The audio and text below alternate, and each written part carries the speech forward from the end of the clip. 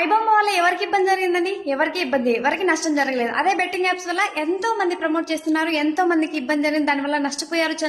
కొన్ని కుటుంబాలు, కొన్ని వేల కుటుంబాలు రోడ్డున పడ్డాయి. దానివల్ల నష్టపోయారు, ఆత్మహత్య చేసుకున్నారు, ఎన్నెన్నో జరిగాయి అనమాట. సో మీరు కొంచెం ఆలోచించండి. ఏమన్నా ఇబ్బంది జరగండి, పేదవాళ్ళు సినిమా హాల్కి వెళ్ళి కొత్త కొత్త సినిమాలను చూడాలి అని చాలా ఆశగా ఉంటుంది. కాబట్టి టికెట్ కొనుక్కోలేని స్తోమత కూడా చాలా మందికి ఉంటుంది. దానికోసం వాళ్ళు వెళ్ళలేని పరిస్థితి. అతను చేయడం వల్ల ఐబొమ్మలో వీడియోస్ అప్లోడ్ చేయడం వల్ల, మూవీస్ అప్లోడ్ చేయడం వల్ల చాలా పేదవాళ్ళు, చాలా మంది మూవీస్ కొత్తగా వచ్చినప్పుడు చూసి తను ఎంజాయ్ చేసి సంతోషించేవాళ్ళు. దానివల్ల ఎలాంటి ఇబ్బంది లేదు.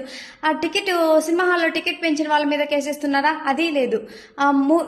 మనం ఏమైనా స్నాక్స్ ఇంటి దగ్గర నుంచి తీసుకెళ్తే అది అసలు లోపలికే రాని హాల్లో వాళ్ళు, అది అసలు ఎవరు అడగరు. అక్కడికి మనం ఖచ్చితంగా అక్కడ వెళ్ళినప్పుడు చెక్ చేస్తారు కూడా. మీరేం తెచ్చుకున్నారో తినేటి, బయట నుంచి ఏమైనా తెచ్చుకున్నారో చెక్ చేసి మరి లోపలికి, అదే ఎవరు అడగరు. పార్కింగ్ ఏరియాలో కొంతమంది ఎక్కువ పార్కింగ్ ఛార్జ్ తీసుకుంటారు, అది కూడా ఎవరు అడగరు. కానీ నేను ఈ రోజు చూసానండి, మార్కెట్కి వెళ్ళాను కూరగాయల కోసం. అక్కడ వచ్చేసి కీరాలు ఒక రైతు వచ్చేసి తీసుకోమన్నారు. రీసేలర్స్ కి ఇస్తున్నారనమాట. వాళ్ళ అతని దగ్గర 20 కేజీస్ ఉన్నాయి. అవి వాళ్ళకి అమ్మడానికి ఇస్తే ఆయన మాత్రం 20 కేజీస్ 300 తీసుకుంటాను. 20 కేజీస్ కంటే ఎక్కువే ఉంటాయి అనమాట. అదే మనం కొనాలంటే ఒక్క కీర కనీసం 10 రూపాయలు అమ్ముతారు. ఎంత అన్యాయం అండి! ఇది ఎవరన్నా అడిగారా? రైతుల కోసం ఎవరన్నా అడిగారా?